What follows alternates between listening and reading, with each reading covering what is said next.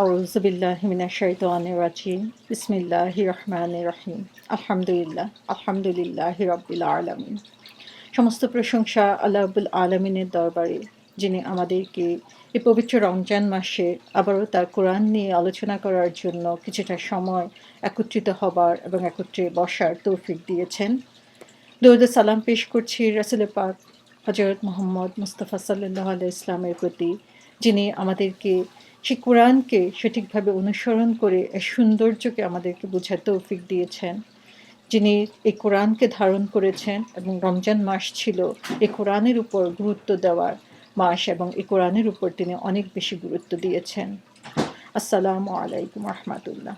আজকে আমি সূরা আল মাউন থেকে আলোচনা করব ইনশাআল্লাহ। أعوذ بالله من الشيطان الرجيم. بسم الله الرحمن الرحيم. أرأيت الذي يكذب بالدين فذلك الذي يدعو اليتيم ولا يحض على طعام المسكين فويل للمصلين الذين هم عن صلاتهم ساهون والذين هم يراءون ويمنعون الماعون। অর্থ হচ্ছে, তুমি কি দেখেছো সেই ব্যক্তিকে যে পরকালে পুরস্কার এবং শাস্তিকে অবিশ্বাস করে? সে তো সেই লোক যে ইয়াতিমকে ধাক্কা দেয় আর মিসকিনকে খাবার দিতে উৎসাহিত করে না। পরন্তু ধ্বংস সে মুসল্লিদের জন্য যারা নিজেদের নামাজের ব্যাপারে গাফিলতি প্রদর্শন করে, যারা লোক দেখানোর কাজ করে আর সাধারণ প্রয়োজনের জিনিস লোকদেরকে দেওয়া থেকে বিরত থাকে। সূরা আল মাউন আমাদের খুবই পরিচিত একটি সূরা, এবং আমার মনে হয় যে আমরা সবাই এই সূরাটি জানি এবং ছোটকালেই আমরা এই সূরাটি মেমোরাইজ করেছি। সূরাটা খুবই ছোট একটি সূরা, কিন্তু আল্লাহ রাব্বুল আলামিন এই সূরাতে আমাদেরকে বেশ কিছু গুরুত্বপূর্ণ লেসন দিয়েছেন, যেটা একজন মুমিন হিসাবে, একজন মুসলমান হিসাবে আমাদের সবসময়ই ফলো করা উচিত। তো আল্লাহ রাব্বুল আলামিন আমাদেরকে এই সূরাটা ভালো করে বুঝার তৌফিক দিন। তো সূরাটা আলোচনা থেকে আমরা দেখতে পাচ্ছি যে এখানে বেশ কিছু কোয়ালিটির কথা বলা হয়েছে, যে কোয়ালিটিগুলো আল্লাহ রাব্বুল আলামিন পছন্দ করেন না এবং যেই ব্যাপারে আমাদেরকে সাবধান করে দেওয়া হয়েছে। তো সূরাটা শুরুই করা হয়েছে আরাআইতাল্লাযী, have you seen the person? তুমি কি দেখেছো সেই লোকটাকে? তো যখন আমরা কোনো কথা শুরু করি, ফার্স্টেই এসে বললাম যে তুমি কি দেখেছো, তুমি কি শুনেছো, তখন স্বাভাবিকভাবেই মানুষের একটা অ্যাটেনশন ড্র হয় এখানে, এবং মানুষ শুনতে চায় যে কি হয়েছে, কি নিয়ে এসেছে। নিশ্চয়ই এমন কিছু কথা যেটা সবাই শুনতে আগ্রহ বোধ করবে, বা এখানে কিছু গুরুত্বপূর্ণ কোনো কথা রয়েছে। তো সবাই দেখা যায় যে কোনো গল্পগুজবেই থাকুক আর যেখানেই থাকুক, সবার অ্যাটেনশন ওইদিকে চলে আসে যে কী বলা হচ্ছে এখানে। তাহলে আল্লাহ আলামিন এভাবেই ফার্স্টেই শুরু করছেন আমাদের অ্যাটেনশন ড্র করে। আল্লাহ বলছেন, তুমি কি দেখেছো?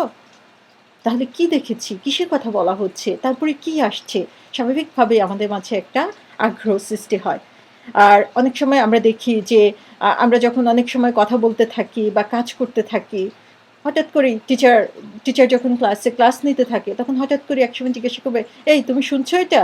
এই আমি কি বলছি, তুমি কি এটা বুঝছো?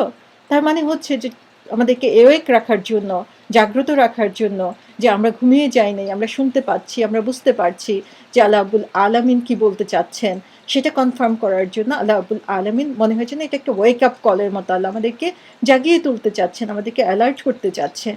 তাহলে স্বাভাবিকভাবেই এখন আমাদের প্রশ্ন আসছে যে নেক্সট কথা তাহলে কি? কি নিয়ে আসছেন আল্লাহ রাব্বুল আলামিন? কি কথা বলার জন্য তিনি এভাবে শুরু করছেন? আল্লাহ বলছেন, আরাআইতাল্লাযী, have you seen this person? তুমি কি দেখেছো তাকে? তাহলে কাকে? তাহলে এখানে দেখা যাচ্ছে যে স্পেসিফিক ওয়েতে আল্লাহ রাব্বুল আলামিন কারো কথা এখানে বলছেন।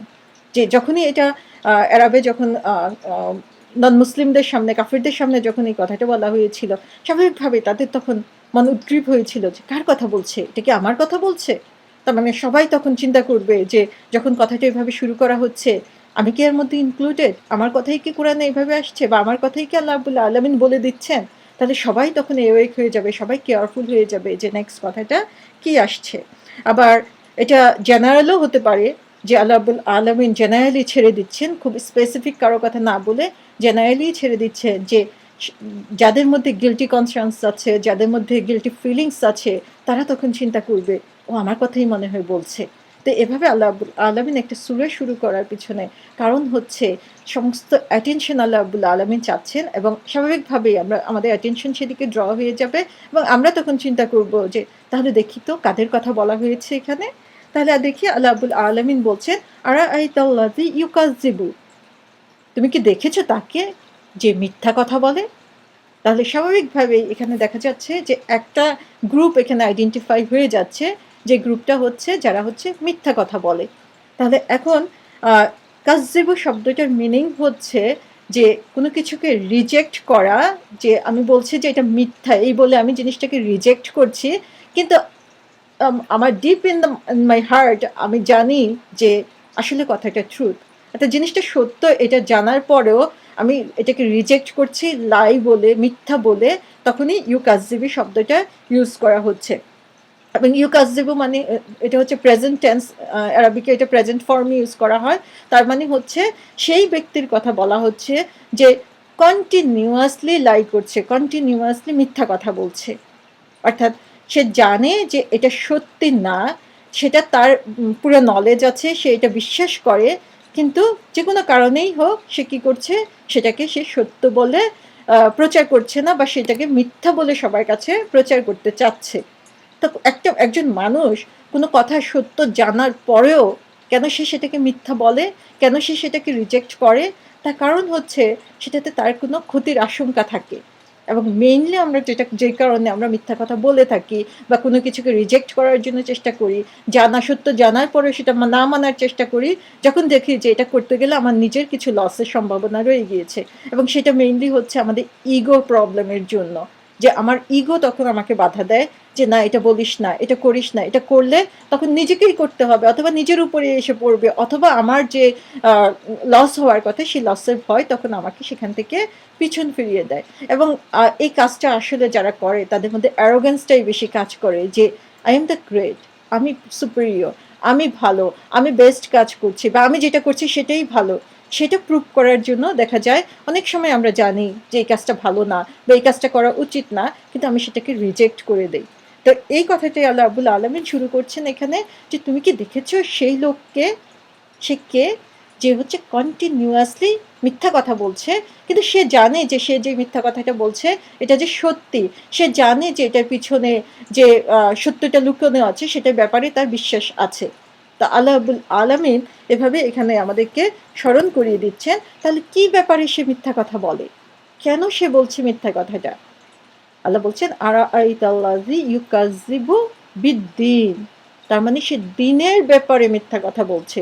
দিন বলতে জেনারেল সেন্সে আমরা আমাদের রিলিজিয়ন অফ ইসলামকে বুঝে থাকি, যে ইসলাম ধর্ম, ইসলাম ধর্মের যে লেসনগুলো আছে সেগুলোকে যখন আমরা মিথ্যা মনে করি বা সেগুলোকে আমরা মানতে চাই না, সেই ব্যাপারে আল্লাহ রাব্বুল আলামিন এখানে বলছেন। তো আমরা যদি একটু অ্যারাবিক লিটারেচারের দিকে খেয়াল করি তাহলে দেখব যে দিন শব্দটার একটা খুব গুরুত্বপূর্ণ একটা মিনিং রয়েছে, এবং খুব ইম্পর্টেন্ট একটা মিনিং এটা ভিতরে লুকানো আছে, যেটা হচ্ছে সেটা যদি আমরা বুঝতে পারি তাহলে বুঝতে পারবো যে আল্লাহ রাব্বুল আলামিন আসলে কোন ধরনের লোককে বলছেন। আমি কি সেই লোকের মধ্যে পড়ে যাচ্ছি, আমার মধ্যেও কি সেই জিনিসগুলো রয়েছে যে কারণে আমিও সেই কাযযেবা বা যে কন্টিনিউয়াসলি লাই করছে তাদের মধ্যে পড়ে যাব। দিন শব্দটা আরেকটা সোর্স হচ্ছে যে মেইন যে শব্দ সেটা হচ্ছে দাইনা। দাইনা শব্দের মিনিং হচ্ছে যে কাউকে কোনো লোন দেওয়া, যাকে দেওয়া হচ্ছে সে জানে যে তাকে এই লোনটা একটা সার্টেন টাইমে পে ব্যাক করতে হবে। অর্থাৎ আমরা যখন কাউকে লোন দেই তখন লোনটা কীভাবে দেই, যে আমরা হয়তো অনেক সময় ক্লিয়ার করলে বলে দেই, অথবা যাকে দিচ্ছি সে জানে যে আমি তাকে যে একটা বই লোন দিলাম অথবা তাকে আমি টাকা লোন দিলাম, সে জানে যে আলটিমেটলি একটা টাইম আছে যে টাইমের মধ্যে আমাকে এই টাকাটা ফেরত দিতে হবে। তো দাইনা মিনিং হচ্ছে যে যাকে লোনটা দেওয়া হচ্ছে সেই লোনটা সে জানে যে সার্টেন টাইমে তাকে পে ব্যাক করতে হবে, এবং সে জানে যে এই পে ব্যাকটার জন্য তাকে যে এটা ফেরত দিতে হবে সেটার জন্য সে অ্যাকাউন্টেবল, সেটার জন্য সে রেসপন্সিবল, এটা হচ্ছে দাইন শব্দের মিনিং। তাহলে আল্লাহ রাব্বুল আলামিন এখানে দাইন শব্দটা এবং আরবিকে যখন দাইন শব্দটি ইউজ করা হয় তখন আসলে এটা বোঝানো হয় যে কোরআনে যখনই ডাইন শব্দটি ইউজ করা হয়েছে তখনই এটা বোঝানো হয়েছে যে আল্লাহ রাব্বুল আলামিন এই দুনিয়াতে আমাদেরকে যে লোন দিয়েছেন, যা কিছু দিয়েছেন, সমস্ত কিছুই কিন্তু লোন, তাই না? আল্লাহ যে আমাকে এই জীবনটা দিয়েছেন সেটা আল্লাহর পক্ষ থেকে আসা একটা লোন। আল্লাহ যে আমাকে ধন সম্পদ দিয়েছেন সেটা আল্লাহর পক্ষ থেকে আসা একটা লোন।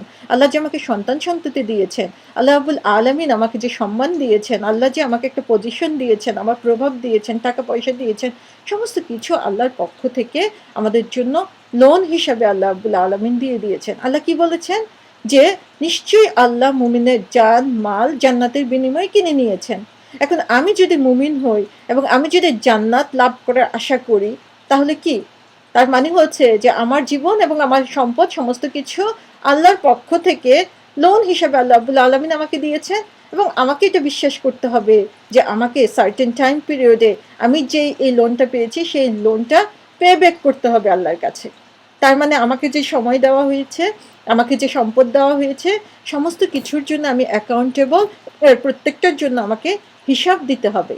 হিসাবটা তাহলে আমরা কবে দিচ্ছি? হিসাবটা দিচ্ছি আমরা ডে অফ জাজমেন্টে, সেই বিচার দিবসে, সেই কঠিন দিনে যখন আল্লাহ রাব্বুল আলামিন আমাদের প্রত্যেকটা জিনিসে প্রত্যেকটা কানাকড়ির হিসাব আল্লাহ রাব্বুল আলামিন নেবেন।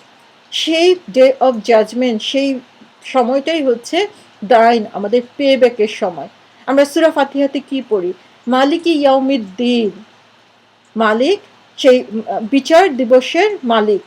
তাহলে ইয়াউমিদ্দিন, তাহলে সেই দিনের মালিক যেই দিন আমাদেরকে পে ব্যাক করতে হবে, আমাদের সমস্ত কিছু আল্লাহর কাছে আবার ফেরত দিতে হবে এবং আমাদেরকে হিসাব দিতে হবে যে আমরা কিভাবে এই জিনিসগুলো ইউজ করেছি। তাহলে আল্লাহ রাব্বুল আলামিন বলছেন যে তুমি কি তাকে দেখেছো? কাকে? যে কন্টিনিউয়াসলি লাই করে যাচ্ছে, যে তাকে আর ফেরত দিতে হবে না, তাকে আল্লাহর কাছে ফিরে যেতে হবে না, তাকে আল্লাহ রাব্বুল আলামিন যা দিয়েছেন সেটার ব্যাপারে তাকে হিসাব দিতে হবে না। যারা কাফির ছিল তারা সরাসরি এটাই বলতো যে ডে অফ জাজমেন্ট আবার কি, মৃত্যুর পর আবার কিভাবে জীবন হবে, আমি মাটির সাথে মিশে যাব, সমস্ত কিছু হাড়গোড় মিশে যাবে, আবার কিভাবে সম্ভব আমাকে উঠিয়ে আনা, এটা তারা অবিশ্বাস করতো। আল্লাহ রাব্বুল আলামিন তাদেরকে স্মরণ করিয়ে দিচ্ছেন এভরিথিং ইজ লোন, তোমাকে পে ব্যাক করতে হবে, তুমি অ্যাকাউন্টেবল এটার জন্য। সুতরাং তুমি এখন ডিনাই করো আর যাই করো সেটা কোনো কিছুই আল্লাহর কাছে আসে যায় না। তো আল্লাহ রাব্বুল আলামিন সেটা স্মরণ করিয়ে দিচ্ছেন তাদেরকে। আমরা যারা মুমিন তাদের জন্য এখন স্মরণ, যে আমরা তো স্বীকার করি না যে ডে অফ জাজমেন্ট হবে, আমাদেরকে আবার আল্লাহর কাছে হিসাব দিতে হবে, কিন্তু আমরা যে এটা বিলিভ করি সেটাকে আমাদের কাজ দিয়ে আমরা প্রুভ করি। এটাই হচ্ছে আমাদের জন্য একটা কঠিন পরীক্ষা। আমরা বিলিভ করি কিন্তু আমরা ভুলে যাই।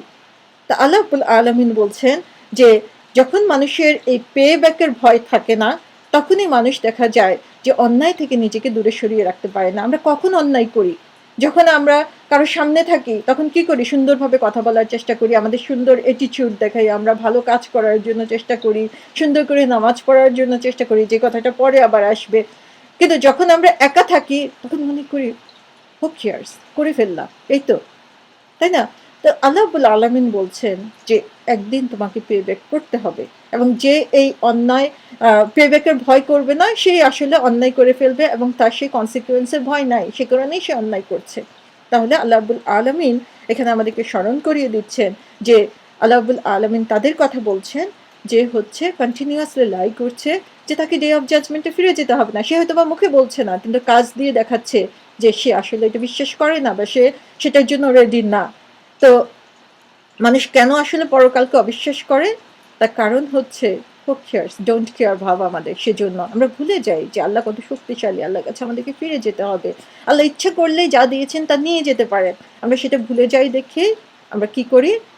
আমরা সেই পে ব্যাকের কথা ভুলে যেয়ে এই দুনিয়ার জীবনে মত্ত হয়ে যাই। আমরা যদি নন মুসলিমদের দিকে তাকাই অথবা আমাদের গুটি কয়েক মুসলিমও আছে, তারা কি করে? তারা সারাক্ষণ পার্টিং করছে, তারা সারাক্ষণ ড্রাগসের উপরে থাকছে, সারাক্ষণ চাচ্ছে যে নিজেদেরকে আমোদ আহ্লাদের মধ্যে রাখার জন্য, কিন্তু তারপরে কি তারা সুখ খুঁজে পায়? আলটিমেটলি দেখা যায় তারা ডিপ্রেশনে ভুগছে।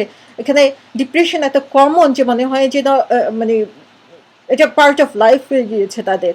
তো এটা কারণ হচ্ছে যে তারা সেই দাইন, সেই পে ব্যাকের সময়টাকে তারা ভুলে যাচ্ছে, যে কারণে তারা এই জীবনে যে তারা অ্যাকাউন্টেবল সেটার কথা তারা মনে করতে পারছে না। সূরা কিয়ামার ৫ নম্বর আয়াতে আল্লাহ রাব্বুল আলামিন বলছেন বাল ইয়ারিদুল ইনসানু লিয়াফজুরা আমামা। তো মানুষ ভবিষ্যতেও কুকর্ম করতে চায়, তার কারণ হচ্ছে এখন হয়তো বাবা মনে হচ্ছে, কিন্তু একটু পরেই আমি ভুলে যাব। এবং এই ভুলে যাওয়াটাকে আল্লাহ রাব্বুল আলামিন বলছেন যে সে জানে যে আলটিমেটলি সে আল্লাহর কাছে ফিরে আসছে, কিন্তু সে রিজেক্ট করছে এটাকে, কারণ এটা করতে গেলেই তাকে আরো অনেক বেশি কিছু করতে হবে, তার জন্য সেটা তার কাছে কষ্টকর মনে হয়। সূরা ইনফিতরের ৯ নম্বর আয়াতে আল্লাহ বলছেন, কাল্লা বাল তুকাযযিবুনা বিদ্দিন, কখনো নয়, তারা নিশ্চয়ই সে শাস্তি এবং পুরস্কারের দিনকে মিথ্যা মনে করছে। তাহলে আল্লাহ রাব্বুল আলামিন এখানে কথায় সূরাটা শুরুই করেছেন এভাবে যে তুমি কি সেই লোককে দেখেছো যে ভুলে যায়, সে জানে যে এটা সত্যি, কিন্তু তারপরেও সে এটা মেনে নিতে অস্বীকার করে বা এই ব্যাপারে লাই করে যে একদিন আল্লাহর কাছে তাকে ফিরে যেতে হবে। তারপর আল্লাহ রাব্বুল আলামিন বলছেন, ফাযালিকাল্লাযী ইয়াদউল ইয়াতীম, অর্থাৎ অতঃপর কাদের কথা বলা হয়েছে, তারপর সেকেন্ড কোয়ালিটির কথা বলা হয়েছে। ফার্স্ট জিনিস বলা হয়েছে যে যারা পুরস্কার এবং শাস্তিকে মিথ্যা মনে করে, এখন তাদের কোয়ালিটি কি, তাদেরকে কি দেখেছি না যাবে, কি দেখলে তুমি বুঝবা যে তাদের মাঝে এই জিনিসটা রয়েছে যে তারা কাযযিব করছে, তারা মিথ্যা বলছে, তারা এটাকে ইগনোর করছে, তারা এটাকে রিজেক্ট করছে। বলা হচ্ছে ফাযালিকাল্লাযী ইয়াদউল ইয়াতীম, তারা ইয়াতিমের সাথে দুর্ব্যবহার করে। আমরা জানি ইয়াতিমকে, অরফান, যার one or both of the parents, যে যার থাকে না, ছোটকালেই যে তার একজনকে অথবা দুইজনকেই, তার বাবা মার একজনকে অথবা দুইজনকেই হারায়, তাকেই আমরা সাধারণত অরফান বলে থাকি। তা আল্লাহ রাব্বুল আলামিন বলছেন যে অরফানের সাথে মিসবিহেভ করে, তার সাথে দুর্ব্যবহার করে। এখানে বলা হয়েছে ইয়াদউল ইয়াতিম। দৌড় শব্দটার মিনিং, কয়েকটা মিনিং আছে আরবিকে। একটা মিনিং হচ্ছে যে কাউকে পুশ করা, পুশ করে তাকে দূরে সরে দেওয়া। কেন পুশ করে দিচ্ছে? কারণ সে এক্সপেক্ট করে যে তার কাছ থেকে আবার পুশব্যাকটা ফিরে আসবে না, অর্থাৎ তাকে পুশ করে দূরে সরিয়ে ফেলে দিচ্ছে, কারণ সে জানে যে সে এত স্ট্রং না যে সে আবার তাকে পুশ করবে বা সে মানে উল্টা তাকে ধাক্কা দেবে, এটা সে তার কাছে এক্সপেক্ট করে না, সে জানে সে এটা করতে পারবে না, সেজন্যই দেখা যায় তাকে পুশ করে তাকে দূরে সরিয়ে দিচ্ছে। আমরা কখন একজন আরেকজনকে পুশ করতে পারি বা একজন আরেকজনকে দূরে সরিয়ে দেই? আমি জানি যে আমি তার চেয়ে স্ট্রং, আমি জানি যে আমার অনেক প্রভাব রয়েছে, আমার ইনফ্লুয়েন্স রয়েছে, তখনই দেখা যায় আমি একজনকে ধাক্কা দিব। কিন্তু আমি যদি আমার সামনে একজনকে, খুব মোটাসোটা একজনকে দেখি যে আমাকে ধাক্কা দিলে আমি পড়েই যাব, আমি কিন্তু ভয়েও তাকে, তার সাথে মানে এমন কিছু করতে যাব না যে সে রেগে গিয়ে আমাকে পুশ করে। তো দৌড় শব্দটার মিনিং হচ্ছে এটাই যে কাউকে পুশ করে এভাবে দূরে সরিয়ে দেওয়া, যে আমি জানি যে সে আমাকে উল্টো আর কিছু করতে পারবে না। একজন অরফান আসলে কি, যে বাবা থাকে না, মা থাকে না, সে কত দুর্বল থাকে, আসলে সে কত অসহায় থাকে। আজকে আমরা যদি আমাদের কথা চিন্তা করি, আমরা যারা মা আছি, বাবা আছি, আমরা আমাদের চিলড্রেনদের কথা একবার চিন্তা করি যে আমার বাচ্চাকে যদি আমি কিছুক্ষণ না দেখি আমি কেমন অস্থির হয়ে যাই। আমার বাচ্চাও আমার উপর এমন ডিপেন্ডেন্ট যে দেখা যায় কিছুক্ষণ না দেখলেই তারা কিছুক্ষণ পরপরই খুঁজতে থাকে মা কোথায়, বাবা কোথায়। এবং আমরা কোথাও দেখা গেল যে খুব একটা ক্রাউডেড এরিয়াতে গেলাম, দেখা যায় সারাক্ষণ আমরা চেষ্টা করি আমাদের বাবা মাকে ই করে রাখার জন্য, যে চোখে চোখে রাখার জন্য, বা সন্তান চায় তার বাবা মা যাতে হারিয়ে না যায়, একটু চোখের আড়াল হলেই তারা কিন্তু, বাচ্চারা কিন্তু আবার খোঁজার জন্য চেষ্টা করে যে মা কোথায়, বাবা কোথায়। তো এখানে এটা বলা হয়েছে যে তারা কত অসহায় থাকে যে তার মা নাই, বাবা নাই। আমি একবার চিন্তা করেন যে যখন আমরা চিন্তা করি যে আমরা মারা যাব, তখন ফার্স্ট চিন্তাটা আমাদের কি আসে? যে হ্যাঁ, আমি মারা গেলে আমার বাচ্চাদের কি হবে, আমার বাচ্চাদেরকে কে দেখবে, তাদের কি অবস্থা হবে, তাদেরকে কে খাওয়াবে, তাদের পড়াশোনা কে করবে, তাদের ভবিষ্যতে কি হবে, তারা কষ্ট হলে, অসুখ হলে কার কাছে যাবে। আমার নিজের চিন্তার চেয়ে আমার চিন্তাটা কিন্তু বেশি আসে আমার বাচ্চাকে নিয়ে। তো যেই বাচ্চা তার বাবাকে অথবা মাকে হারালো অথবা দুইজনকেই হারালো, সেরকম একটা বাচ্চাকে এরকম ধাক্কা দিয়ে দূরে সরিয়ে দেওয়া কিন্তু খুব সহজ একটা কাজ। তার জন্যই সহজ যে আসলে আল্লাহকে ভয় করে, ভয় করে না। তাহলে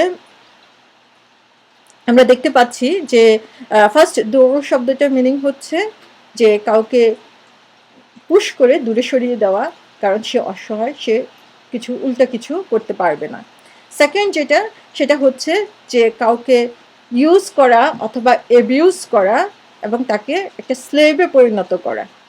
আমরা দেখা যায় যে কি যে যখন কেউ অরফান থাকে, সেই অরফানকে যারা দেখভাল করে, যাদের লালন পালনের ভার যাদের উপরে থাকে, তারা কি করে যে তারা হয়তোবা তাদের বাচ্চার সাথেই সেই বাচ্চাটা মানুষ হচ্ছে, কিন্তু তাকে যখন ঘরে নিয়ে আসে মনে করা হয় যে সে একটা বার্ডেন আমার জন্য, এবং তখন কি করে সে তাকে ইউজ করার জন্য চেষ্টা করে। আর তাদেরকে আমি খেতে দিচ্ছি, পড়তে দিচ্ছি, তো আমার কাজ করে দাও। দেখা যায় আমার বাচ্চাকে আমি ভালো জিনিস খেতে দিচ্ছি, অথচ যে অরফানটাকে আছে তাকে ঘরের চাকরের মতো রাখছি, তাকে অ্যাবিউজ করছি, তাকে ঠিকমতো খাবার দিচ্ছি না, ঠিকমতো তাকে পড়াশোনার সুযোগ দিচ্ছি না, তাকে আমার বাচ্চাকে যে ধরনের স্ট্যান্ডার্ডের কাপড় চোপড় দিচ্ছি সেরকম স্ট্যান্ডার্ডের কাপড় চোপড় তাকে আমি দিচ্ছি না। অথচ দেখা যাবে তার সম্পদের ভাগ কিন্তু আমি নিচ্ছি, বা তার সম্পদ ইউটিলাইজ করেই আমি তাকে তার ভরণ পোষণের ব্যবস্থা করছি। আর যদি তাও না করি, তারপরেও এখানে বলা হয়েছে দূর শব্দটার মিনিং হচ্ছে কাউকে ইউজ অর অ্যাবিউজ করা। তাহলে এই দূর শব্দটা দিয়ে আমরা এখানে পুরো মিনিংটা এখানে বুঝতে পারি যে কাদের কথা এখানে বলা হয়েছে, যারা হচ্ছে যে আল্লাহ অসহায় মনে করে তাকে মিসইউজ করছে, তাকে স্লেভ হিসাবে রাখছে। তো যখনই এই কথাগুলো বলে হচ্ছে তখন কিন্তু কাফেরদের মধ্যে জিনিসটা তখনই টনক নড়ে গিয়েছে যে আরে এটা তো আমাদের কথা বলা হচ্ছে। আবু জাহেল, আবু লাহাব তখন চিন্তা করছে আরে এটা তো আমার কথা বলা হচ্ছে, কারণ আমি না এরকম করি। এবং আজকে যারা আমরা এখানে আছি আমাদের তখন চিন্তা করা উচিত যে আমি কি এর মধ্যে পড়ে যাচ্ছি, আমার আত্মীয় স্বজনের মধ্যে যারা অরফান রয়েছে, অথবা আমি যদি কারো গার্জিয়ান হিসাবে থাকি, আমি কি এই দূর শব্দটা দিয়ে যা বোঝানো হচ্ছে সেটা কি আমি করছি? তো এখানে দেখা যায় যে আল্লাহ রাব্বুল আলামিন ফার্স্ট আয়াতের পরে এই কথাটা বলছেন যে যখন আমি ডে অফ জাজমেন্টকে ডিনাই করব, তখন আলটিমেটলি কি করা হচ্ছে যে আমি একটা রিয়েলিটি, একটা সত্যকে এখানে ডিনাই করছি।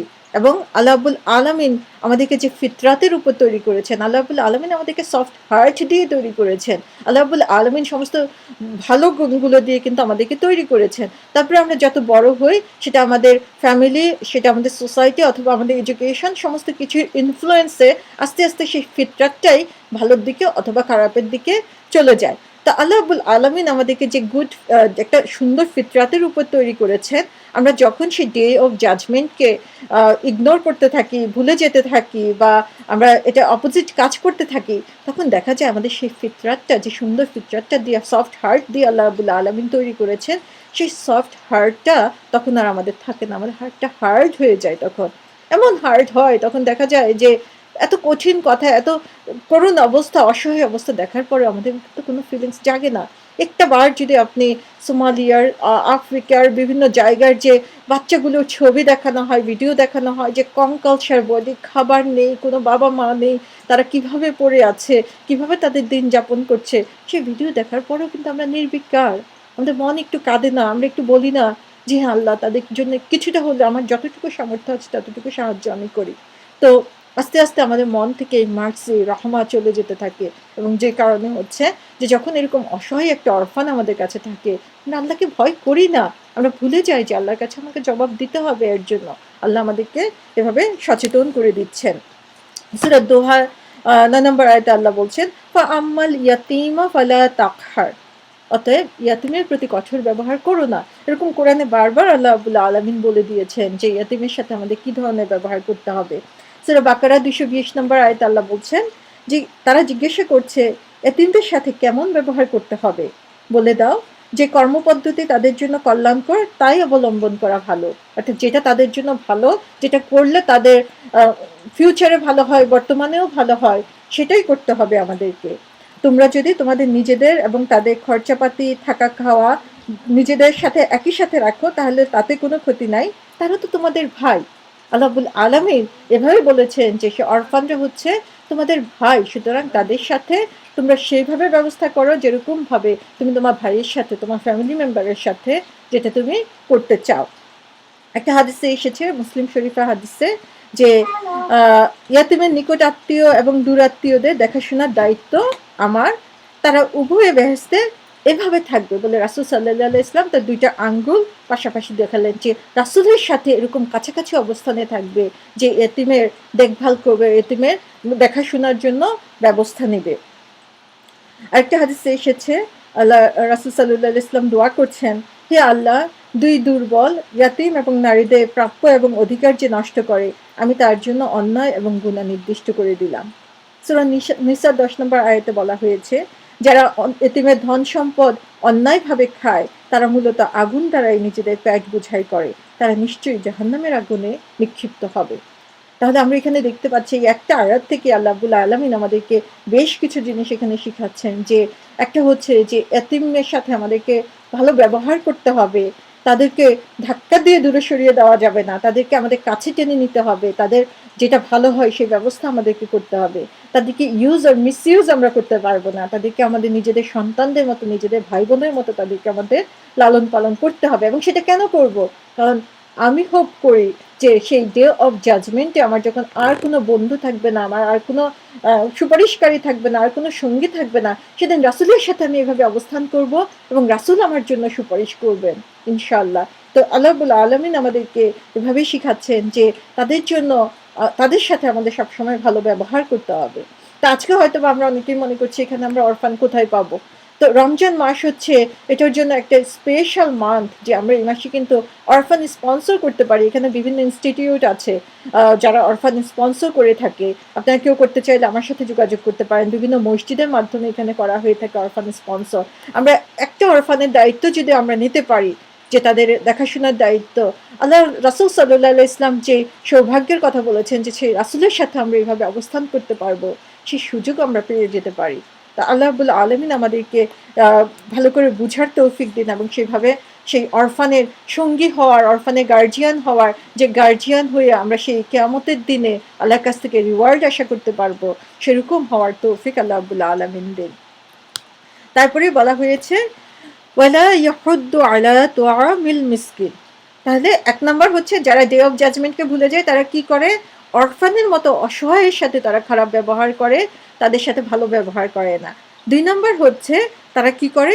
ওয়ালা ইয়াহুদ্দু, তারা মিসকিনকে খাবার দিতে উৎসাহিত করে না। এখানে হুদ্দু শব্দটা ইউজ করা হয়েছে। হুদ্দু মানে হচ্ছে to encourage people to move forward to do something good, যে মানুষকে উৎসাহিত করা, মানুষকে সামনের দিকে এগিয়ে নিয়ে যাওয়া কোনো ভালো কাজের ব্যাপারে। তাহলে এটা কি বলছে? যে সেই ভালো কাজটা কি? তোয়ামিল মিসকিন, যে মিসকিনকে ফুড দেওয়া।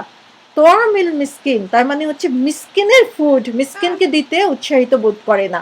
তার মানে হচ্ছে যে এই ফুডটা কিন্তু আমার না, আমি যে মিসকিনকে দিব বা আমি যে ডোনেট করব, আমি যে কাউকে এই জিনিসটা এই খাবারটা দিতে চাচ্ছি সে গরিবদেরকে, সে খাবারটা কিন্তু আমার না। তাহলে এই খাবারটা কার? এই খাবারটা তাদের হক। সেই হকটা আল্লাহ রাব্বুল আলামিন দিতে বলছেন। আমরা দেখি যে আল্লাহ কত সুন্দরভাবে আমাদেরকে বোঝানোর চেষ্টা করছেন যে মিসকিন হচ্ছে এই খাবারটার ওনার, এবং মিসকিনের সেই খাবারটাই আমরা দিচ্ছি। তো এখানে একটা জিনিস আমাদের দেখার ব্যাপার, যে মিসকিন হচ্ছে যে গরিব, যে অসহায়, যার হচ্ছে চলার মতো সুযোগ নাই, সে ধরনের টাকা পয়সা নাই, অথচ সে সম্মানের হানির ভয়ে অথবা লজ্জার কারণে মানুষের কাছে সেটা চায় না, মানুষের কাছে সেটা চাইতে পারে না। তো আল্লাহ রাব্বুল আলামিন বলছেন যে তুমি যে এই মিসকিনকে খাবারটা দিবে, সে খাবারটা কিন্তু তাদের হক। তো কখন আমরা আসলে সে হকটা তাদের দিতে পারি না? যখন আমরা করাপ্টেড হয়ে যাই, আমাদের হার্টটা যখন হার্ড হয়ে যাচ্ছে, যখন আমরা করাপ্টেড হয়ে যাচ্ছি, আমরা আরো বেশি আমরা কেন দেই না? দিলে আমার শেষ হয়ে যাবে। কিন্তু এই টাকাটা তো আমার না। আল্লাহ কোরআনে সূরা বাকারাতে খুব সুন্দরভাবে বলেছেন যে তুমি যে নিজের সম্পদ বলে, এটা তো তোমার সম্পদ না। আমরা একটু আগেই জেনেছি যে এটা হচ্ছে আল্লাহর কাছ থেকে আসা একটা লোন আমাদের কাছে। তা আমি কি মনে করি? আমি মনে করি যে এটা আমার সম্পদ, আমি এটা দিব না এবং এটা আমার কাছে থাকবে। তো সেই করাপ্টেড হওয়ার জন্য, যে বেশি পাওয়ার লালসায়, যে বেশি পাওয়ার ইচ্ছায় আমার সম্পদ শেষ হয়ে যাবে, এই ভয়ে কিন্তু আমরা কি করি? আমরা সেই মিসকিনকে সেই খাবারটা দিচ্ছি না। তো এখানে আরেকটা জিনিস, যে মিসকিন শব্দটা দিয়ে বোঝানো হয় এমন লোককে যারা হচ্ছে হু ক্যান্ট হেল্প দেমসেলভস, তার এত অসহায় যে নিজেকে সাহায্য করার, নিজেকে হেল্প করার, নিজে উঠে দাঁড়ানোর কোনো সুযোগ তাদের নাই। সুকুন শব্দটা দিয়ে বোঝানো হয় যে কেউ এমন একটা প্লেসে স্টাক হয়ে গিয়েছে যে সে তার সিচুয়েশন লিভ করতে পারছে না, সেখান থেকে সে যেতে পারছে না, যে সেখান থেকে সে যে মুভ করবে, সেখান থেকে যে তার ইমপ্রুভ করবে, সে একদম স্টাক হয়ে যেন মাটির সাথে বসে আছে। আমরা দেখি যেমন অনেক মানুষ আছে যে তারা চেষ্টা করছে কিন্তু তারপরেও দেখা যায় তার অবস্থার কোনো উন্নয়ন তারা করতে পারছে না। তো সে ধরনের লোককেই মিসকিন বলা হয়ে থাকে, যে তারা তাদের অবস্থা যে কঠিন, যে গরিব অবস্থার মধ্যে, পোভার্টির মধ্যে বা কঠিন অবস্থার মধ্যে বা তাদের যে কঠিন বিপদের মধ্যে তারা পড়ে রয়েছে, সেখান থেকে উদ্ধার হওয়ার তাদের কোনো উপায় নাই।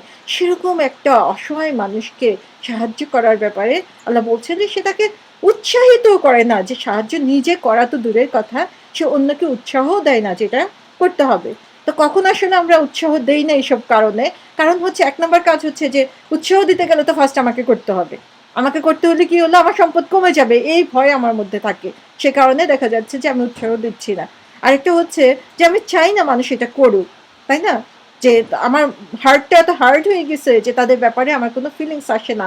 আমার মন তাদের জন্য কাঁদে না। যে কারণে ওইদিকে আমার কোনো চিন্তাই নাই। আমার চোখের সামনে হয়তোবা মরছে, ধুকে, ধুকে মরছে, কষ্ট পাচ্ছে। আর এদিকে আমি বিল্ডিং এর পর বিল্ডিং করছি, গাড়ির পর গাড়ি কিনছি, ব্যাংক ব্যালেন্স বাড়াচ্ছি, আমার ইনভেস্টমেন্ট বাড়াচ্ছি। অথচ এই টাকা কিন্তু আমার না।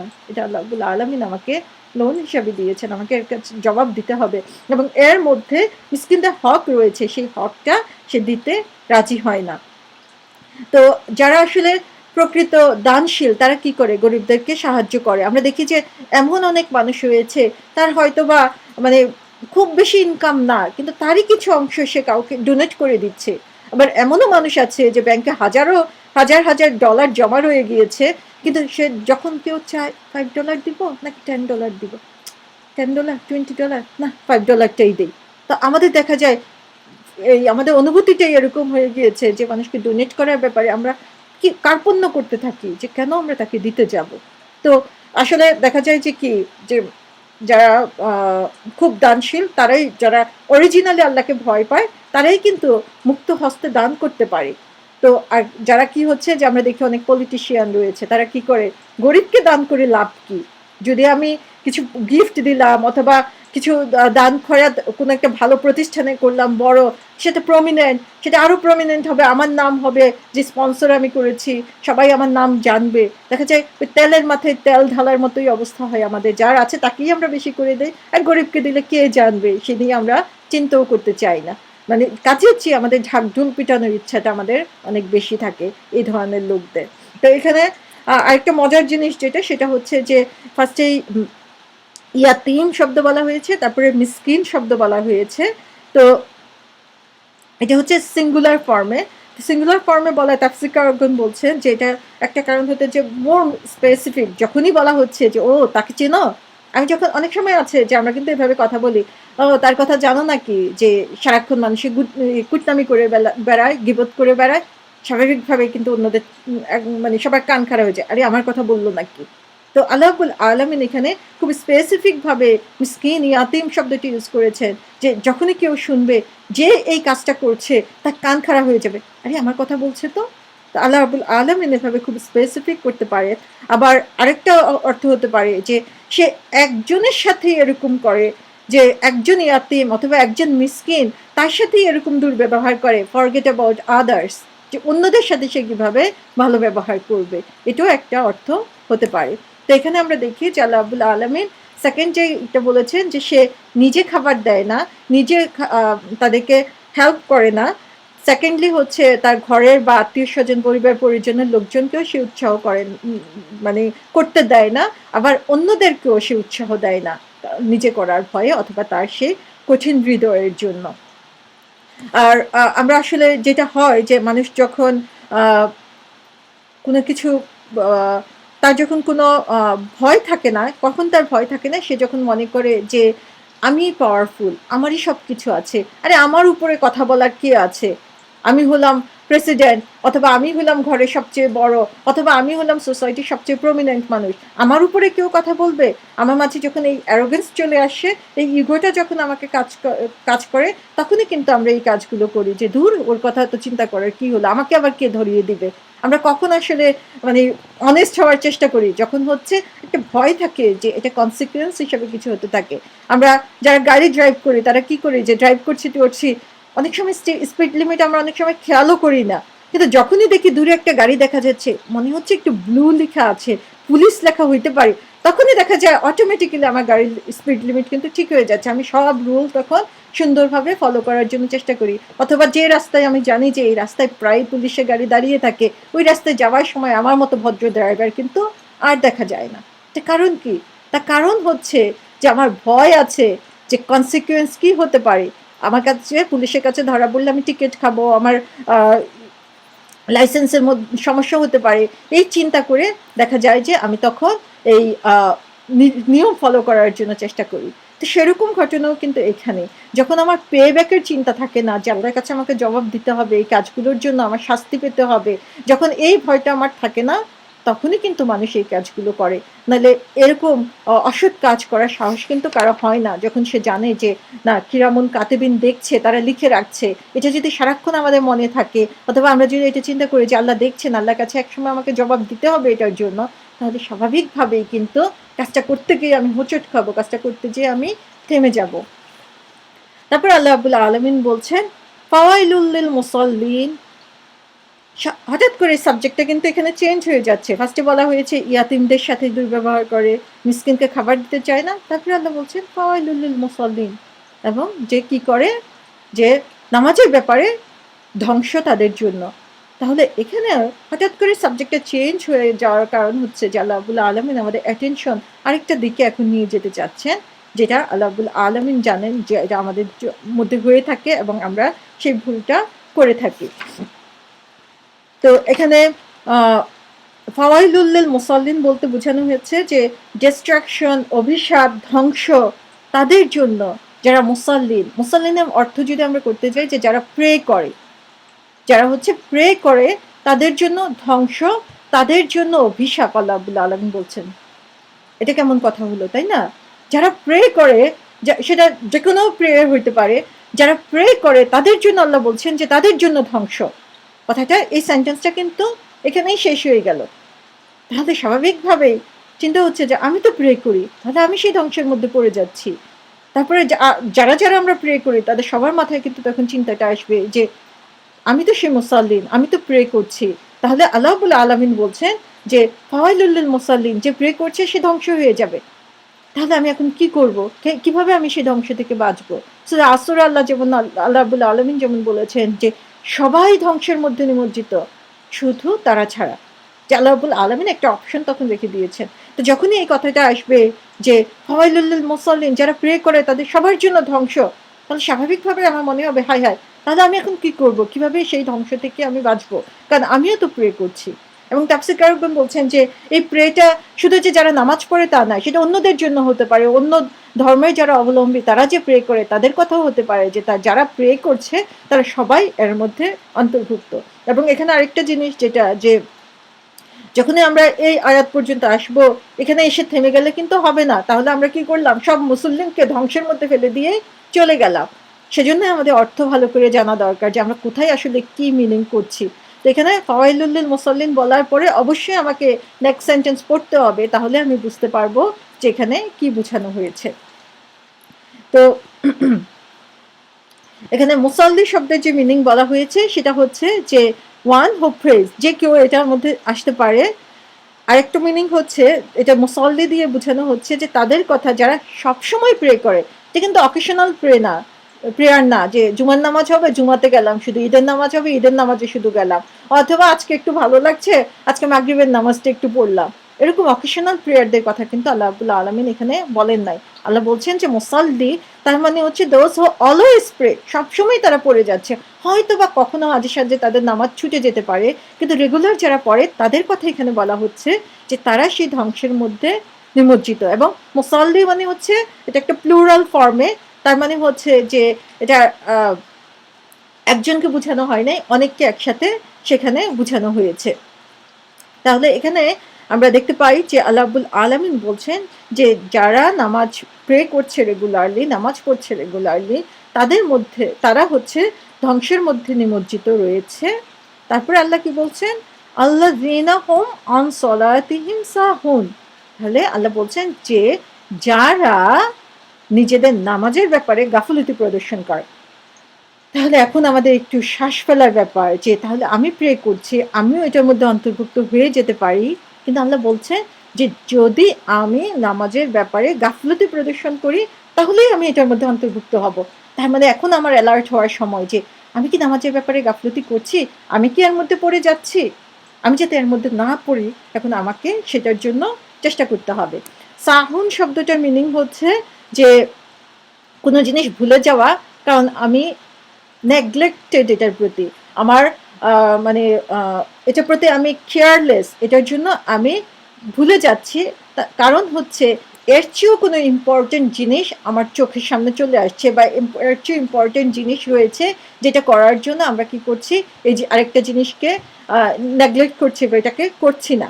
আল্লাহ বলছেন যে যারা নামাজের ব্যাপারে, যে যারা নামাজ পড়তে ভুলে যায়, কারণ হচ্ছে নামাজ পড়তে ভুলে যায় কারণ তার সময় নাই, সে অসুস্থ, তার সমস্যা আছে, তা কিন্তু না। তার কারণ হচ্ছে সে নেগলেক্টেড, সে ভুলে যাচ্ছে এই কারণে যে নামাজের চেয়েও কোনো ইম্পর্টেন্ট জিনিস তার কাছে রয়েছে, যেটা করতে যেয়ে সে কি করছে, যে নামাজের কথা ভুলে যাচ্ছে। এবং ইন্টারেস্টিং এটা যে আমরা সহজ সিজদা বলে থাকি, যে নামাজ কারেকশনের জন্য যে সিজদাটা দিয়ে থাকি, সহজ সিজদা মানে হচ্ছে, সহজটা কারণ হচ্ছে কি আমি নেগলেক্টেড, আমি ভুলে গিয়েছি সেই জিনিসটা করতে, সেজন্য এই সিজদাটা আমি দিচ্ছি। এটাও সাহুন শব্দ থেকে এসেছে। তাহলে এখানে আমরা দেখতে পাই যে নামাজের চেয়ে ইম্পর্টেন্ট কোনো জিনিস যখন আমার সামনে চলে আসছে, সে কারণে আমি নামাজটাকে ইগনোর করছি, তখন সাহুন বলা হচ্ছে এটাকে। আমরা আসলে কি করি, নামাজে যখন দাঁড়াই, দেখা যায় নামাজ পড়ার সময়ও দেখা যায় যে ফজরের নামাজ আমরা অনেকেই পড়তে পারি না, ম্যাক্সিমাম মানুষ, অনেক রিলিজিয়াস পিপল আমি দেখেছি, যে আল্লাহ মাফ করুন আমাদেরকে, যে আমরা ফজরের সময় উঠি না, উঠতে পারি না, ঘুম থেকে জাগতে পারি না, কি করব। তার মানে কি, সে নামাজের চেয়েও ঘুমটা আমার কাছে বেশি ইম্পর্টেন্ট। অথচ ফজর আজানই কিন্তু দেওয়া হয় কি বলে, নামাজের চেয়ে, ঘুমের চেয়ে নামাজ উত্তম। আল্লাহ রাব্বুল আলামিন জানেন আমাদের ভুলটা কোথায় হবে, আল্লাহ আমাদেরকে সেই আজানের মধ্যে এটা আমাদেরকে শিখিয়ে দিচ্ছেন যে ঘুমের চেয়ে নামাজ উত্তম, সুতরাং নামাজকে তুমি টেক কেয়ার করার জন্য চেষ্টা করো। তো এটাই, সেটা ফজরের নামাজই হতে পারে। অনেক সময় আমরা কি করছি, রান্না করছি তো করছি, আচ্ছা পড়বো আর একটু শেষ করে নেই, গুছাই নেই, এই করতে করতে নামাজের টাইম শেষ হয়ে যায়। তার মানে নামাজের ব্যাপারে আমি উদাসীন, নামাজের চেয়ে রান্নাটা আমার বেশি ইম্পর্টেন্ট। যখন আমরা চ্যাটিং করতে থাকি, ফেসবুকে চ্যাটিং, স্কাইপে চ্যাটিং, অথবা ফোনে চ্যাটিং, যেটাই আমরা করি না কেন, গল্প করতেই থাকি, করতে নামাজের টাইম হতে বা শেষ হয়ে যাচ্ছে, আমাদের খেয়াল থাকে না, হয় হঠাৎ করে শেষ করে দিয়ে আচ্ছা পড়বো না হয়। ঈদ আসছে সামনে, ঈদের শপিং এর ব্যাপারে সবাই এত ব্যস্ত। আমরা আমেরিকায় কানাডায় যারা থাকি তারা হয়তো বা অত একটা বুঝি না, কিন্তু তারপরেও আমরা শপিং এ যেয়ে থাকি অনেকেই। শপিং এ গেলে দেখা যাচ্ছে যে শপিং করতে করতে নামাজের টাইম কখন চলে যায় আমাদের খেয়াল থাকে না। তার মানে নামাজের চেয়ে শপিংটাকে আমি এখানে বেশি প্রায়োরিটি দিচ্ছি। আল্লাহ রাব্বুল আলামিন এখানে বলছেন যে তাদের জন্য ধ্বংস কারা, যারা নামাজের ব্যাপারে এরকম উদাসীন, কারণ তারা প্রায়োরিটি দিচ্ছে নামাজের চেয়ে অন্য জিনিসকে বেশি। তাদের অবস্থাটা এরকম যে যদি ধরতে পারি নামাজ, আচ্ছা বাজার শেষ হোক, শপিং শেষ হোক, তারপরে যে যদি পাই পড়বো, আর নাইলে থাক দেখা যাক, হো কেয়ার্স। তো এই হো কেয়ার্স ভাবটাকে আল্লাহ রাব্বুল আলামিন এখানে ক্যাচ করেছেন, যে যারা এরকম হো কেয়ার্স করবে, নামাজকে প্রায়োরিটি দিবে না, নামাজের ব্যাপারে উদাসীন থাকবে, তাদের জন্য আল্লাহ রাব্বুল আলামিনের ওয়ার্নিং। এখানে তাফসীরকারগণ এই সাহুন শব্দটার অনেকগুলো ব্যাখ্যা করেছেন। একটা হচ্ছে যে তারা, এক নম্বর হচ্ছে তারা নামাজকে গুরুত্ব দেয় না। নামাজকে গুরুত্ব না দিয়ে তারা কি করে, কখনো পড়ে কখনো পড়ে না, ইচ্ছে হলে পড়ে ইচ্ছে হলে পড়ে না, সময় থাকলে পড়ে সময় না থাকলে পড়ে না, চাকরিতে গেছে জবে গেছে, পড়তে ইচ্ছা করলে পড়লো, সুযোগ থাকলে পড়লাম, আরে নাইলে থাক কি হবে। আল্লাহ রাহমানুর রাহিম, যেটা হচ্ছে আমরা মনে করি যে আরে আল্লাহ মাফ করে দিবেন, অথচ আল্লাহ যে মালিক ইয়াউমিদ্দিন, আল্লাহ যে বিচার দিনের মালিক, সেটা কিন্তু আমরা ভুলে যাচ্ছি। তাহলে এখানে আমাদের স্মরণ করিয়ে দিচ্ছেন যে সে এই বিচার দিনকে যে ভুলে যাচ্ছে, সেই এরকম কাজ করতে পারে। তো সে সময় মতো পড়ে না, সে আগ্রহ ছাড়া পড়ে। নামাজে দাঁড়াইছে, মনে হয় যেন নামাজে ঘুমের জন্যই আমি নামাজে দাঁড়িয়েছি আর কি। তা এমন অনাগ্রহের সাথে নামাজ পড়ে। অথচ আমরা যদি একবার চিন্তা করি যে সূরা ফাতিহা পড়ছি, আল্লাহর সাথে কনভারসেশন, সবচেয়ে বড় শক্তির সাথে আমি কনভারসেশন চালাচ্ছি এখানে, আমার তো অ্যালার্ট হয়ে যাওয়ার কথা নামাজের মধ্যে। তো এখানে সাউন্ড শব্দটা আরেকটা অর্থ হচ্ছে যে আগ্রহ ছাড়া পড়ে। আরেকটা তাফসীরকারগণ আরো অর্থ করেছেন যে নামাজি অন্য বিষয় নিয়ে ব্যস্ত থাকে, যেটা আমরা সাউন্ড শব্দটা থেকে জেনেছি যে অন্য ইম্পর্টেন্ট জিনিস তার মাথায় চলে আসে। নামাজে দাঁড়ালে সবচেয়ে ভালো হিসাব নিকাশ করা যায়, নামাজে দাঁড়ালে সবচেয়ে ইম্পর্টেন্ট কাজগুলো আমাদের মাথায় চলে আসে, এটা স্বাভাবিক, আমি আমাকেই স্বাভাবিক বলছি। আমরা কি করি যে দেখা যায় চিন্তা করতে করতে কোথায় চলে গিয়েছে, হঠাৎ হয়তো বা ফিরে আসলাম নামাজে, আরে কোন রাকাত জানি পড়ছি। নামাজে দাঁড়ালেই সারাদিন হয়তো বা ঘুমের কোনো খবর নাই, হাই তুলতে তুলতে মনে হয় যেন যান শেষ হয়ে যায়। নামাজে দাঁড়িয়ে স্কার্ফের দেখছি, ডিজাইন দেখছি, নামাজে দাঁড়িয়ে জায়নামাজের ডিজাইন দেখছি। তো এরকমভাবে দেখা যায় হাজারো চিন্তায় আমাদের মন তখন মশগুল হয়ে যায়। আরেকটা মিনিং হতে পারে সাহুনের যে সে কিভাবে নামাজকে নেগলেক্ট করে, যে সে খুব দ্রুত নামাজ পড়ে, মানে স্পিড বোট চালিয়ে দিয়েছে জেট বিমানের মতো, আসলো কখন আল্লাহু আকবার বললো, কখন সিজদায় চলে গেল, কখন উঠে গেল, দেখাই গেল না সময়। তো এটাও সাহুনের একটা মিনিং হতে পারে, যেটা মুনাফিকদের নামাজের কথা বলা হয়েছে, যে তারা কি করে দেরি করতে থাকে করতে থাকে করতে থাকে, যেই নামাজে শেষ সময় হয় তাড়াতাড়ি যেয়ে দুইটা ঠোকর দিয়ে উঠে যায়, সেটাকে বলা হয়েছে মুনাফিকের নামাজ। আল্লাহ মাফ করুন যে আমরা কি সে সাহুনের মধ্যে পড়ে যাচ্ছি। তারপরে আরেকটা অর্থ হতে পারে যে নামাজের যে ফরজ ওয়াজিব রয়েছে সেগুলোর প্রতি খেয়াল করে না, সেগুলো উদাসীন, হইলে হলো না হলে নাই, করলে করলাম, আরে পড়তেছি, মনে হয় যেন আল্লাহ আমাদের কাছে দায়বদ্ধ হয়ে আছে নামাজের ব্যাপারে, এমনভাবে আমরা নামাজে দাঁড়াচ্ছি। তো প্রত্যেকটা জিনিসই আল্লাহ রাব্বুল আলামিন এই সাউন্ড শব্দটা দিয়ে বুঝাতে পারে।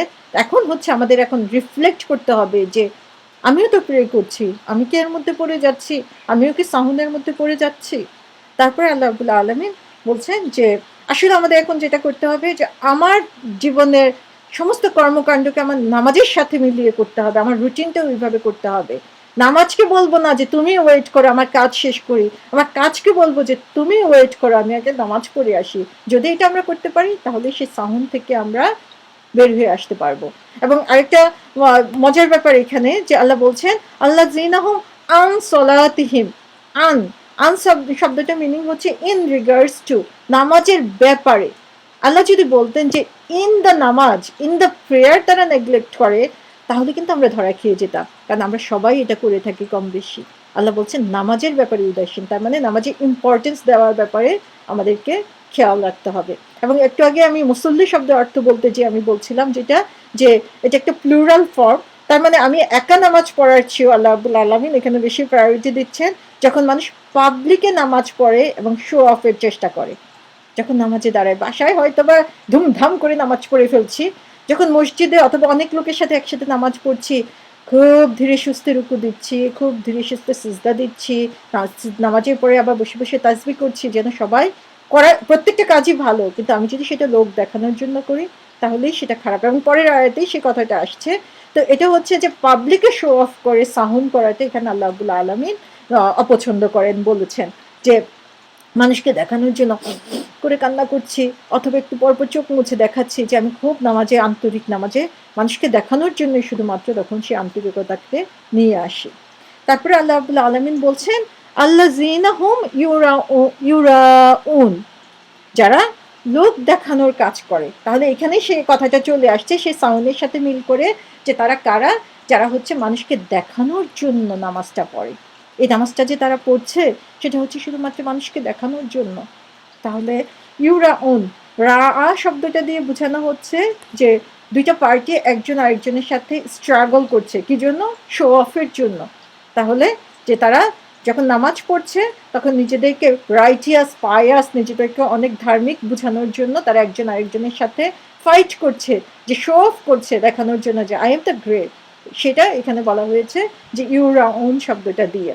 তো যারা, আমরা জানি যে কোরাইশরা কি করতো, কোরাইশরা ছিল তখন কাবা ঘরে, রাসূল সাল্লাল্লাহু আলাইহি ওয়াসাল্লামের কাছে যখন ফার্স্ট এই আয়াতগুলো এসেছে মাক্কি যুগে, তখন কোরাইশরা ছিল কাবা ঘরের কেয়ারটেকার। তারা মনে করতো যে আমরা কাবা ঘরের কেয়ারটেকার, তার মানে আমরা সবার চেয়ে শ্রেষ্ঠ, এবং তারা সেটা শো অফ করার জন্য চেষ্টা করতো যে আমরা অন্যদের চেয়ে বেস্ট, অন্যদের চেয়ে গ্রেটেস্ট। তা আল্লাহ বলছেন এখানে যে যারা এরকম শো অফ করার জন্য চেষ্টা করে তাদের কাজ আল্লাহর কাছে কখনো অ্যাকসেপ্টেড হবে না।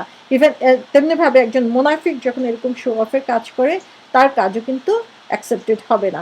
সূরা বাকারা 264 নম্বর আয়াতে আল্লাহ রাব্বুল আলামিন খুব সুন্দর একটা উদাহরণ দিয়েছেন। এটা এসেছে দান খয়রাতের ব্যাপারে, অর্থাৎ লোক দেখানো দান খয়রাতের ব্যাপারে। আল্লাহ সেখানে বলছেন যে তোমরা তোমাদের নিজেদের, হে ঈমানদারগণ, ঈমানদারদের উদ্দেশ্য করে বলছেন যে তোমরা তোমাদের দান খয়রাতকে অনুগ্রহের কথা বলে এবং কষ্ট দিয়ে সেই ব্যক্তির মতো নষ্ট করে দিও না যে শুধু লোক দেখানোর জন্য নিজেদের ধন সম্পদ ব্যয় করে। অর্থাৎ আমরা যখন ব্যয় করি তখন শুধু মানুষকে খোঁটা দেওয়ার জন্য, মানুষকে দেখানোর জন্য বা বলে বলে তাকে কষ্ট দেওয়ার জন্য যদি আমরা দান করি তাহলে আমাদের সেই দান আল্লাহর কাছে কোনো সুফল বয়ে আনবে না। আল্লাহ একটা উদাহরণ দিচ্ছেন যে এর উদাহরণটা হচ্ছে এরকম যে বড় একটা পাথরের উপরে অনেক ধুলা বালি মাটি জমে আছে, যখন খুব ঝুমঝুম করে বৃষ্টি পড়লো তখন কি হলো, সমস্ত মাটি ধুয়ে পরিষ্কার হয়ে গেল, অর্থাৎ সেই পাথরের গায়ে আর কিছুই থাকলো না। তো আল্লাহ রাব্বুল আলামিন এই উদাহরণটি এই জন্য দিচ্ছেন যে আমরা যখন এই লোক দেখানোর জন্য দান খয়রাত করি বা দান করে মানুষকে খোঁটা দিয়ে কষ্ট দিয়ে দেই, তখন দেখা যায় যে যে ভালো কাজটা করলাম সেটাই মাটির স্তরের মতো পড়লো। যেই সেই ডে অফ জাজমেন্টে কঠিন দিন চলে আসবে, তখন দেখা যাবে সেই ঝুম বৃষ্টির মতো সমস্ত মাটি ধুয়ে সমস্ত যে দান খয়রাত আমি করেছি সমস্ত কিছু তখন পরিষ্কার হয়ে সে আমার সে কঠিন হৃদয়টাই সেখানে পড়ে থাকবে। তো সুবহানাল্লাহ, যে আল্লাহ রাব্বুল আলামিন এত সুন্দর উদাহরণ দিয়ে আমাদেরকে বুঝাচ্ছেন যে আমরা যাতে এখনই অ্যাওয়ার হই যে আমাদের কাজ শুধু মানুষকে দেখানোর জন্য যাতে না হয়, আমাদের অন্তর থেকে যাতে আমরা আল্লাহকে ভয় পেয়ে সেই ডে অফ জাজমেন্টকে ভয় করে যেন আমরা কাজগুলো করে থাকি। এটাকে রিয়া বলা হয়, যেটা মানুষকে দেখানোর জন্য কাজ করা হয়। রিয়ার হচ্ছে খুবই জঘন্য একটা অপরাধ, যে যে রিয়া হচ্ছে আমার সমস্ত মানে ভালো কাজকে ধ্বংস করে দিতে পারে। তাই আমি যেটা করব খাস নিয়তে করব, শুধুমাত্র আল্লাহ সন্তুষ্টির জন্য, মানুষকে দেখানোর উদ্দেশ্যে আমি করব না। ওয়াইয়ামনাউনাল মাউন, এবং তারপরে আয়াতে বলা হয়েছে যে সে সাধারণ প্রয়োজনের জিনিস মানুষকে দিতে দেওয়া থেকে বিরত থাকে। মাউন শব্দটার একটা অর্থ হচ্ছে যে খুব ছোটোখাটো জিনিস, যে জিনিসটা দিলে আমার কোনো লস হচ্ছে না। কেউ হয়তো বা আমার কাছে একটা প্যান বড় করতে চাইছে, প্যানটা দিলে আমার কিন্তু খুব একটা লস হচ্ছে না একটা প্যানে। কেউ হয়তো বা স্নো ক্লিন করবে, আমার কাছে একটা শাবল চাচ্ছে, সেটা দিলে আমার খুব একটা লস হচ্ছে না যে সে শাবলটা ক্লিন করে। তারপরে দেখা যায় কিছু মানুষ আছে যে আরে বাবা আমার জিনিস দিব না, আরে আমার জিনিস নষ্ট করে ফেলবে। এটা আসলে আমাদের ক্ষুদ্র মনের জন্য। তা আল্লাহ রাব্বুল আলামিন বলছেন যে তার আরেকটা কোয়ালিটি হচ্ছে সে মানুষকে সাধারণ ছোটোখাটো জিনিস দিতেও সে উৎসাহ করে না, পছন্দ করে না, সেটা থেকে সে বিরত থাকে। মাউনের আরেকটা অর্থ হচ্ছে দান খয়রাত, অর্থাৎ সে মানুষকে ডোনেট করবে, সেটা হতে পারে তার সময় দিচ্ছে, যে আমরা একটা কাউকে গাড়িতে রাইড দিব, সেটা দিতে আমাদের কষ্ট লাগে। অথবা দেখা যাচ্ছে যে সামান্য কয়টা টাকা কারো প্রয়োজন, সেটা দিতে আমাদের অনেক কষ্ট লাগে। তো সেই ছোটোখাটো দান খয়রাতের ব্যাপারে সে উৎসাহিত করে না বা বিরত থাকে। আরেকটা মিনিং বলা হয়েছে মাউনে, সেটা হচ্ছে জাকাত। আমরা যে জাকাত দিয়ে থাকি, যাদের উপর জাকাতের পরিমাণ অর্থ রয়েছে, তাদের সবার জন্য এটা ফরজ। এবং রমজান মাস হচ্ছে সেটার জন্য বেস্ট টাইম, কারণ আমরা জানি এটাতে অনেক রিওয়ার্ড বেড়ে যায় রমজান মাসে প্রত্যেকটা ভালো কাজের জন্য। তো মাউন শব্দের আরেকটা অর্থ হচ্ছে জাকাত। তো আমরা জানি মাউন শব্দ হচ্ছে ছোট জিনিস। জাকাত কিভাবে ছোট হয় আমাদের মধ্যে? আমরা যদি চিন্তা করি যে আরে বাবারে জাকাত দিতে দিতে ফতুর হয়ে গেলাম, এত টাকা জাকাত দিতে হবে গোল্ডের জন্য। ইভেন মানুষ কি করে যে 7.5 ভরির বেশি হলে তাকে জাকাত দিতে হবে, সেজন্য সে টাই 7.5-এর নিচে রেখে দেয় যাতে তাকে জাকাত না দিতে হয়। এটা হচ্ছে আমাদের ক্ষুদ্র মনের পরিচয়। সাহাবাদের কাছে মাউন শব্দটা দিয়ে জাকাত বুঝাতো 2.5% জাকাত দিতে হবে, $2.5, $100 জাকাত দিতে হবে। এটা ছিল তাদের কাছে খুবই ছোট একটা জিনিস। আমরা জানি যে তারা তাদের সমস্ত কিছু আল্লাহর পথে ডোনেট করে দিতে কিভাবে এগিয়ে আসতো, একজনের সাথে আরেকজন কম্পিট করতো। তো $2.5 আর $100 মধ্যে জাকাত দেওয়া, সেটা তাদের কাছে এরকম ছোট জিনিস মনে হয়েছিল। আমরা একটু কম্পেয়ার করি তাদের সাথে, আজকে আমাদের ইমানের স্তর কোথায়। সে জাকাত দেওয়ার ভয় যাতে আমাদের না থাকে। এবং এই রমজান মাস হচ্ছে সে জাকাত দেওয়ার জন্য খুব ভালো একটা সময়। আমরা সবাই উদ্যোগ নেই যে যারা এখনো দেই নাই তারা সেই জাকাতটা রমজান মাসে পরিশোধ করার জন্য চেষ্টা করি। তো আমার কাছে মনে হয়েছে যে এই সূরার মধ্যে আসলে বেশ কয়েকটা জিনিস আছে যেটা আমরা রমজান মাসে খুব ভালো করে প্র্যাকটিস করতে পারি। যেমন অরফান স্পন্সরের ব্যাপারে, মিসকিনকে খাবার দেওয়ার ব্যাপারে, নামাজের যে আমরা কেয়ারফুল হওয়ার ব্যাপারে, তারপরে হচ্ছে যে জাকাত বা ডোনেশনের ব্যাপারে। প্রত্যেকটা কাজ আমরা এই রমজানে অনেক বেশি বেশি করে করতে পারি, এবং করে আমরা তাদের মধ্যে শামিল হব না যারা ডে অফ জাজমেন্টকে ভুলে যায়। এবং আমাদের জন্য এখনও অনেক সময় রয়েছে, রমজানে বেশ কিছু দিন রয়েছে। আমরা চেষ্টা করব এগুলোকে অ্যাপ্লাই করার জন্য, সেগুলোকে এফেক্টিভ করে আমাদের জীবনে প্রতিষ্ঠিত করার জন্য। এই সূরাতে আমরা দেখি যে 2টা গ্রুপের কথা বলা হয়েছে। ফার্স্ট গ্রুপ হচ্ছে ইয়াতিমের সাথে এবং মিসকিনের সাথে ভালো ব্যবহার করে না, সেটা একটা গ্রুপ। এটা বলা হচ্ছে যে হুকুল ইবাদ, যে আল্লাহ রাব্বুল আলামিন মানুষের সাথে, হুকুল যেটা যে জনগণের যে হক, মানুষের যে হক, সেটার কথা বলা হয়েছে। যে মানুষের যে হক সেটার ব্যাপারে ফার্স্ট 2টা আয়াতে বলা হয়েছে। তারপরে হচ্ছে নামাজের ব্যাপারে বলা হয়েছে, যেটা হচ্ছে আল্লাহর হক, যে আল্লাহর সাথে আমাদের সম্পর্ক বাড়ানোর জন্য। আবার দেখা যায় আল্লাহ রাব্বুল আলামিন মানুষকে দান খয়রাতের ব্যাপারে বলেছেন, এটা আবার মানুষের হকের মধ্যে চলে আসছে। তার মানে হচ্ছে এটা একটা স্যান্ডউইচের মতো, যে মানুষের হক এবং আল্লাহর হককে আমাদের একসাথে কোঅর্ডিনেট করতে হবে, কম্বাইন করতে হবে। সেটা নামাজ পড়লাম আর অন্য জিনিস ইগনোর করলাম, সেটার কোনো সুযোগ আমাদের নাই। তো এটার মধ্যে আমাদের ব্যালেন্স যদি আমরা করতে পারি, তাহলেই আমরা সে নেককার বান্দাদের মধ্যে অন্তর্ভুক্ত হতে পারবো। তাহলে আল্লাহ রাব্বুল আলামিন আমাদের প্রত্যেকটা ব্যাপারে কেয়ারফুল হওয়ার তৌফিক দিন। আমরা যাতে আল্লাহ রাব্বুল আলামিনের সন্তুষ্টির উদ্দেশ্যে এই কাজগুলো বেশি, বেশি করে করতে পারি, রিয়ালাইজ করতে পারি এবং রিফ্লেক্ট করতে পারি আমাদের প্র্যাকটিক্যাল লাইফে। আল্লাহ আমাদের সবাইকে তৌফিক দিন। আল্লাহ আমাদেরকে তার স্ট্রেইট পাথ সিরাতুল মুস্তাকিমে গাইড করুন। দোয়া করে এখানেই শেষ করছি। ওমা তৌফিকুল্লাহ।